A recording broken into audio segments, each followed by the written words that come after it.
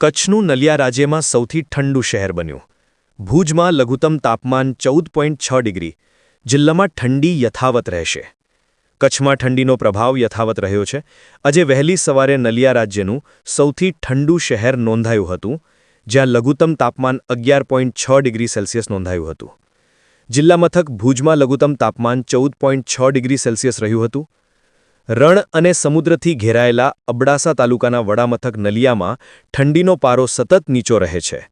ગઈકાલે નલિયાનું મહત્તમ તાપમાન 29.2 ડિગ્રી જ્યારે ભુજનું મહત્તમ તાપમાન 30 ડિગ્રી સેલ્સિયસ નોંધાયું હતું. જિલ્લાના અન્ય વિસ્તારો જેવા કે અંજાર અને ગાંધીધામમાં પણ ઠંડીની વધઘટ જોવા મળી રહી છે. સવાર સાંજ ટાઢકનો અનુભવ થયો હતો. છેલ્લા કેટલાક દિવસોથી વાતાવરણમાં જોવા મળતી ધૂંધળાશ ઘટતા તડકાનો પ્રભાવ પણ વધ્યો હતો.